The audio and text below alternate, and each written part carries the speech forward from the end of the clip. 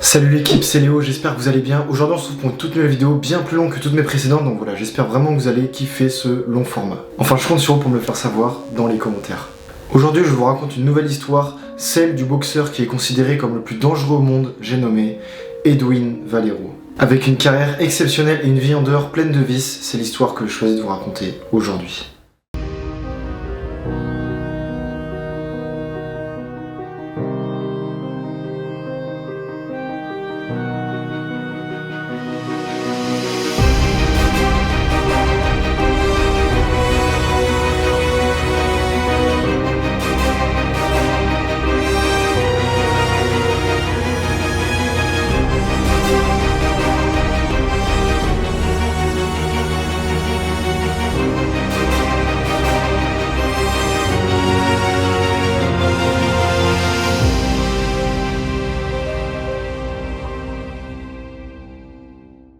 Edwin Valero est né le 3 décembre 1981 à Baleiro Alto, dans une petite ville de montagne à Mérida, au Venezuela. Il est le troisième d'une famille de 5 frères et sœurs. Son père, Domingo Valero, est chauffeur routier et sa mère, Eloisa Vivas, travaille en tant que serveuse dans un restaurant. Ses parents ont divorcé en 1988 et son père a décidé de quitter la ville pour se consacrer à 100% dans son travail et laisse ainsi dans la galère sa mère, Eloisa Vivas, ainsi que ses 5 enfants. Confronté à la pauvreté, le jeune Valero a cessé d'aller à l'école et a commencé à travailler dans le marché pour pouvoir aider sa famille. Souvent, après le travail, Valero n'avait même pas assez d'argent pour s'acheter un ticket de bus et était obligé de dormir sur place. Je n'ai pas eu une enfance normale, il y a eu le travail, beaucoup de travail, et tout ce que je gagnais, je le reversais à ma mère. Je n'ai évidemment pas eu une enfance normale. Et nous vivions avec très peu de nourriture à la maison. L'adolescence de Valero est faite de petites criminalités et de vente de drogue. Passionné de sport de combat depuis son plus jeune âge, Valero a commencé avec le taekwondo. Mais à seulement 12 ans, il commence l'alcool, la cocaïne, la vente de motos, les petites bagarres, bref, la descente aux enfers. Malgré ses ennuis, il réussit tout de même à trouver un travail dans un magasin de vélo. Là, son patron Dimas Garcia, lui-même ancien boxeur, l'encourage à commencer la boxe. Il commence à s'entraîner dans un gymnase du nom du champion olympique, Francisco Morochito Rodriguez, et est remarqué par Oscar Ortega, le propriétaire de l'établissement, qui flaire son talent après plusieurs combats. Et lui propose bien sûr de devenir son entraîneur. Ortega devient ainsi le mentor de Valero, qui est encore très jeune, ce qui sera très important du point de vue sportif, mais également du point de vue humain. Le nableur lui permet de sortir de la rue et lui évite ainsi la criminalité. Il rencontre sa future femme au lycée en 1998, se mettent ensemble en 1999 et la même année naît Edwin Antonio Valero. Le 5 février 2001, Edwin Valero se rend au travail mais perd le contrôle de sa moto et percute une voiture. Il rebondit sur le pare-brise et sa tête, sans casque, heurte violemment le trottoir. Son état est critique si bien qu'il est hospitalisé d'urgence avec une fracture du crâne et une hémorragie cérébrale. Il subit une intervention chirurgicale délicate, nécessitant d'enlever un caillot de sang entre le cuir chevelu et son crâne, ce qui nécessitera l'installation d'une plaque en titane. Le rapport médical indique que le traumatisme a impacté certains nerfs crâniens, et ses réflexes sont ralentis de manière irréversible. Edwin Valero rentrera chez lui après 3 mois de rééducation. En tant que boxeur amateur, il remporte le championnat vénézuélien 3 fois de suite. En 2000, il remporte l'argent aux Jeux Olympiques américains à Tijuana. En mai, il part en Argentine et participe aux qualifications pour les Jeux Olympiques de Sydney. Il arrive en finale du tournoi après avoir dominé tous ses adversaires sans perdre un seul round. Mais en finale, il perd contre le Brésilien Valdemir Pereira. Pendant le voyage de retour, Valero se fait attaquer dans une station de bus où il se fait voler son passeport, son argent et sa médaille qu'il venait de gagner pour les qualifications. Bien qu'il ne gagne pas les Jeux Olympiques à l'époque, il montre déjà sa détermination en tant que poids-plume pour la manière dont il se débarrassait de ses adversaires. Quelques mois plus tard, il remporte les championnats d'Amérique centrale et des Caraïbes. Au niveau amateur, il combattra 92 fois pour 86 victoires, dont 45 par KO. Son surnom El Dinamita provient de cet impressionnant palmarès. Les spectateurs diront que c'est comme s'il combattait avec de la dynamite dans les mains.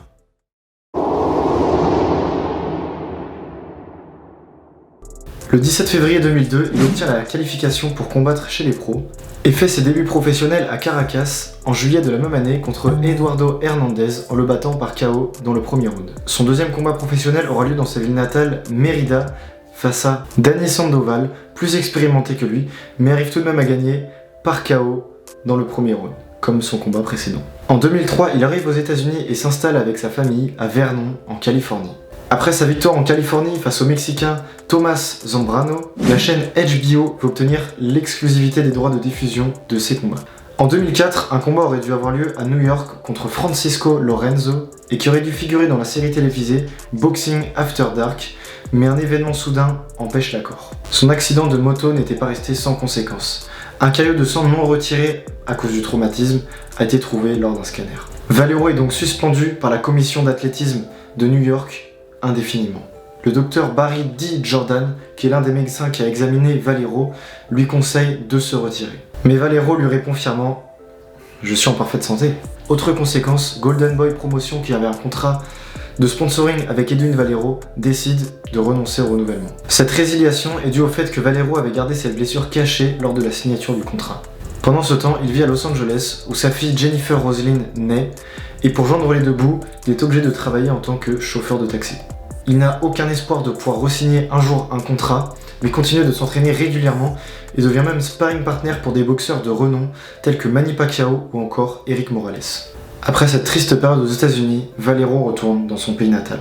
Après près d'1 an et demi hors du ring, le 21 mai 2005, il revient en grande forme en battant Herman Hanbram à Buenos Aires en Argentine en seulement 2 minutes et en ne montrant aucun signe de faiblesse. Il enchaîne 2 autres victoires expéditives, le 1er juillet et le 13 août 2005. Les résultats obtenus lui permettent d'attirer l'attention de Akohiko Honda, un promoteur japonais bien connu, à la tête de Taken Promotion et qui lui permet de décrocher un combat contre le héros local de Kobe, Hero Bando, qu'il bat dans le premier round par KO.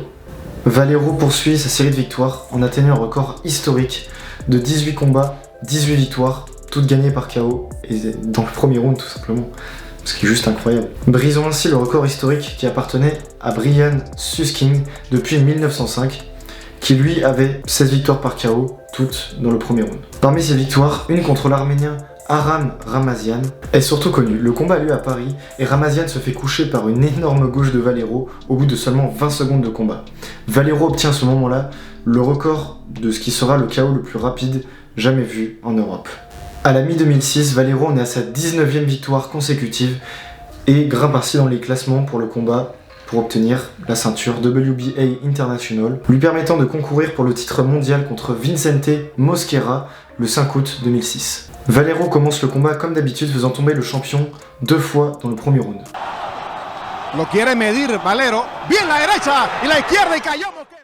Cependant, Mosquera récupère et réagit en cognant Valero dans le 3e round en le mettant knockdown pour la première et ce qui sera la dernière fois aussi de sa carrière.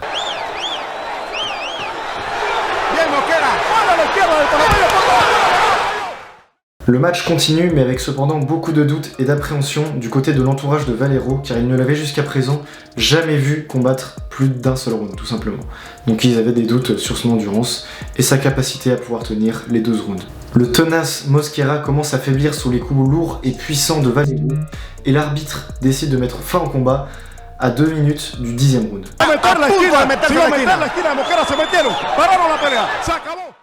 Valero devient ainsi champion du monde pour la première fois de sa carrière à 24 ans, seulement 2 ans après sa reprise. Le jour où je suis devenu champion du monde, le cauchemar par lequel je suis passé au cours des derniers mois a été enterré pour toujours. Valero défend avec succès son titre par 4 fois, en battant Michel Lozoda par KO dans le premier round.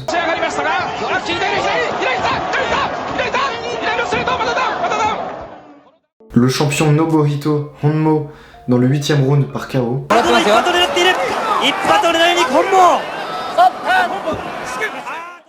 Zaid Zavelta dans le 3e round par TKO.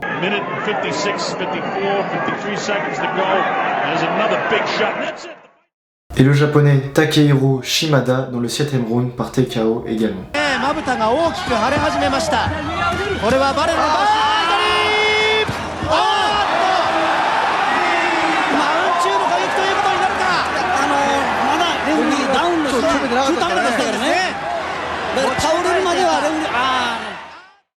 En 2008, il passe chez les légers, il est immédiatement placé numéro 1 au classement mondial. Il obtient ainsi une chance de combattre pour le titre WBC. La ceinture était vacante et le champion Antonio Pitaluita, qui était champion WBO, NABO, invaincu depuis plus de 8 ans, était choisi par la fédération. Le 4 avril 2009, les deux champions s'affrontent à Austin, le premier combat de Valero aux États-Unis après les complications qui ont eu lieu des années auparavant. Edwin Valero gagne par KO technique dans le deuxième round, avec une puissance exceptionnelle et une aisance dans ses coups qui lui ont permis de vaincre Pitola. Et ce malgré sa plus grande expérience. Valero remporte ainsi la ceinture WBC des poids légers. HBO a diffusé l'événement sur pay-per-view et a finalement réussi à obtenir un contrat avec Valero, malgré les petites complications qui ont eu lieu quelques années auparavant. Sa première défense de titre a lieu à domicile, à la Guerrilla, où il affronte Hector Hernandez qu'il battra par TKO dans le 7ème round. La deuxième défense de titre a eu lieu à Mexico le 6 février 2010 contre le jeune Antonio De Marco qui deviendra champion du monde quelques années plus tard. De Marco s'incline devant la détermination de Valero qui a continué d'envoyer des coups malgré une blessure profonde dans l'arcade causée par un coup de coude involontaire tout simplement. Valero a remporté le combat dans la 9ème reprise de ce qui sera le dernier combat dans cette catégorie tout simplement parce qu'il décidera par la suite de passer chez les super légers. À ce moment-là, le palmarès de Valero est de 27-0 et les 27 victoires toutes par KO. Donc 27-0 et 27 KO. Parmi les nombreuses possibilités, un défi avec le champion Manny Pacquiao devient de plus en plus concret. La réunion est possible, mais Valero est confronté à de nombreux problèmes personnels et a du mal à maintenir le poids nécessaire pour cette nouvelle catégorie. À cette époque, la réputation de Valero fait bien sûr sensation dans le monde de la boxe. Ses victoires expéditives lui ont donné une aura presque inhumaine de puissance et de férocité. Sa renommée commençait à intéresser la concurrence. Il était un adversaire coriace mais aussi séduisant pour les champions qui souhaiteraient mettre à mal sa série de victoires. De l'avis des experts, la puissance des coups de poing de Valero était tellement puissante qu'il était difficile de lui trouver des adversaires de sparring. L'un de ses préparateurs a confié « Pour Valero, tout était une bataille, il n'y avait aucune exception ».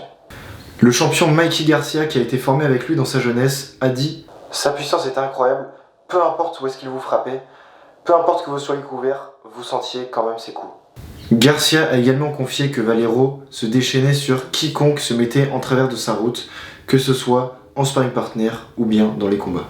Dans les années qui suivent, Valero deviendra une véritable légende dans les différents gymnases de Los Angeles. Lors d'un sparring, Valero a mis un coup si puissant à Morales, si bien qu'il lui a cassé sa cloison nasale. Le personnel et l'ensemble du gymnase ont été laissés sans voix. Quand il a été appelé pour être sparring partner pour Oscar De La Hoya contre son fameux combat face à Manny Pacquiao, il a été renvoyé au bout de seulement 2 jours pour sa brutalité notoire. Cette réputation lui a valu de nombreux refus de boxeurs pour venir s'entraîner avec lui. Valero était devenu une célébrité dans le monde entier, mais plus particulièrement dans son pays natal, le Venezuela. Il a lié une très forte amitié avec le président Hugo Chavez, qui était lui-même très intéressé de sport et est devenu un héros national. Une affection que Valero a montrée en portant les couleurs de sa nation lors de ses différentes réunions et de ses interviews.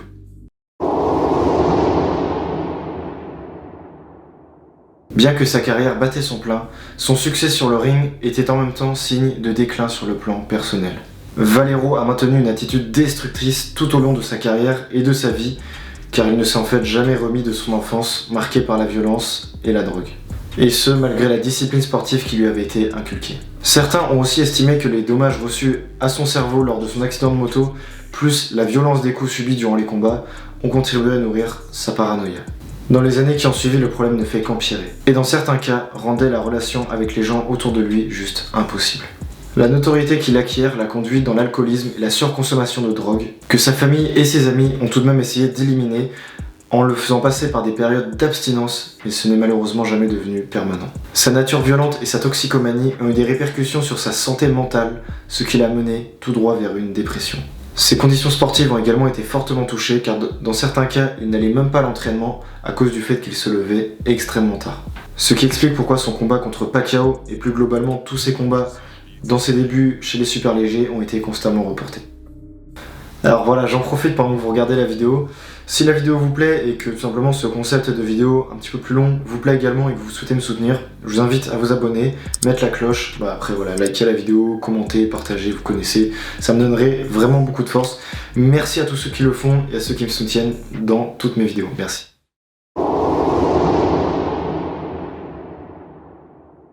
Le 16 avril 2010, Valero et sa femme Jennifer décident de déménager pour Vargas.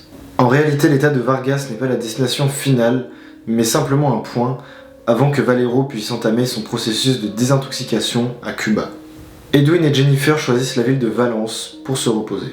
En fait, Valero demande de l'aide à la police, car il pense être suivi par une voiture et demande une escorte. L'officier refuse la requête et conseille à Valero d'aller dans la ville la plus proche pour reprendre ses idées et se reposer. Edwin et Jennifer choisissent l'hôtel Intercontinental pour se reposer. Ils arrivent à l'hôtel à 23h39.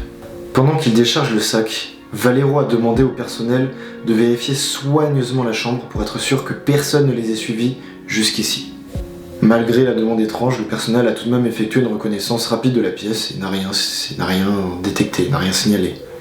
À minuit 30, Valero est descendu à la réception pour changer de pièce, car selon lui, sa chambre était trop bruyante. Il a ensuite été transféré avec sa femme à la chambre 624. Selon les témoignages, les voisins n'ont rien entendu ni rien vu qui puisse justifier ce changement de pièce, comme des cris qui auraient pu tout simplement justifier et auquel cas on aurait pu comprendre pourquoi il aurait demandé ce changement de pièce. À 5h30, Valero descend à la réception pour annoncer à la réceptionniste que sa femme est morte. Il ne semble pas effrayé ou même violent, il est simplement dans un état de confusion extrême. Le personnel a immédiatement appelé la police. 2 voitures de police arrivent, l'une de police militaire et l'autre de police scientifique. Une fois arrivée devant la chambre 624, elle semblait calme et ordonnée. Le corps de Jennifer était dans la chambre, couché sur le tapis, dans une flaque de sang. La jeune femme est apparue dans une position couchée, les mains jointes et les pieds croisés. La tête inclinée vers la droite et avec des traces de couteau dans le cou. Ses yeux ont été crevés et son bras droit avait de nombreux signes de coupure. Il n'y avait pas de signe d'agression sexuelle ou de coups sur son corps. Et à côté d'une chaise de la pièce, une valise est trouvée avec à l'intérieur 92 000 $ en cash. Valero a été arrêté sans opposer aucune résistance et était visiblement dans un état bouleversé. Au cours de l'interrogatoire, Valero confia à la police qu'il était sous l'emprise de la drogue et qu'il ne se souvenait pas exactement ce qui s'était passé. Il savait qu'il avait trouvé le corps de sa femme, mais il ne savait pas comment elle avait été tuée ni pourquoi. En ce qui concerne l'absence d'émotion exprimée, le boxeur ne s'étalera pas sur le sujet. Kenya Finol, cousine de Jennifer, aurait reçu un appel de Valero qui lui aurait indiqué que sa femme a été tuée par une bande de criminels pendant qu'il dormait. Quand il a appelé, il ne semblait pas dans son état normal. D'un ton très calme, il a dit que Jennifer était morte à cause de voyous qui les suivaient. Selon certains, les enquêtes ne sont pas effectuées correctement car l'arme du crime n'a à ce jour jamais été retrouvée. Une autopsie du corps de Jennifer a révélé que les blessures ont en réalité été causées par un scalpel. Les chercheurs ont émis l'hypothèse que le boxeur a en réalité jeté le scalpel dans les toilettes après avoir assassiné sa femme. Jennifer Carolina Vieira est enterrée dans le cimetière d'El Vigia.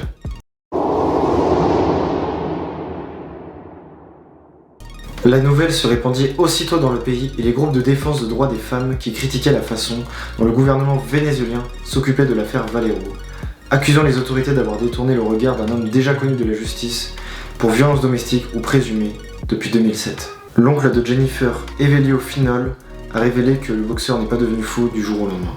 Il l'a décrit comme une personne très violente qui a fait vivre sa famille dans la peur, mais malheureusement personne n'a osé s'opposer à lui étant donné du soutien dont il bénéficiait auprès du gouvernement vénézuélien.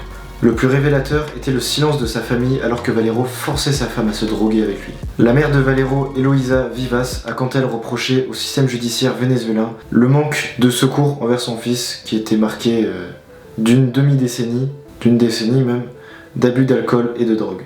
D'un autre côté, les critiques envers sa mère ne manquaient pas, étant donné le fait qu'elle n'ait jamais prévenu personne sur les conditions de son fils et de sa violence. À ce sujet, elle a déclaré « Il est vrai qu'on peut me blâmer de ne rien dire, mais Edwin était très malade.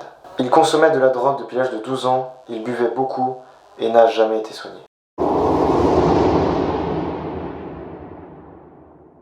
Après le meurtre de sa femme, Valero a été transféré dans une prison à Valence, où l'on lui a diagnostiqué une grave dépression et de la toxicomanie. Dans la nuit du 18 au 19 avril 2010, des bruits ont alerté le gardien dans la cellule de Valero. En effet, il a été retrouvé pendu à son pantalon. Selon l'agent, Valero montrait encore des signes de vie. L'agent l'a rapidement décroché et a tenté de le réanimer. Edwin Valero a été déclaré mort à 1h30, puis son suicide a été officialisé. Au moment de l'arrestation, il est photographié par des journalistes où on le voit avec un haut et un bas noirs de survêtement. Or, ce qui ne coïncide pas, c'est qu'il a été retrouvé pendu avec un jean.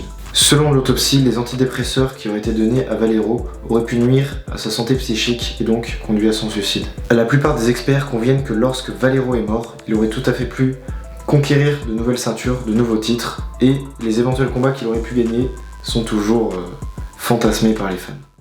Bon, c'est déjà la fin de cette vidéo, et oui, bon voilà, je sais qu'elle était longue, j'espère en tout cas qu'elle vous aura plu, et que ce nouveau format vous aura plu.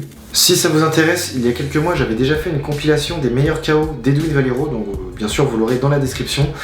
Également, dans la description, vous trouverez toutes les sources qui m'ont permis de faire cette vidéo.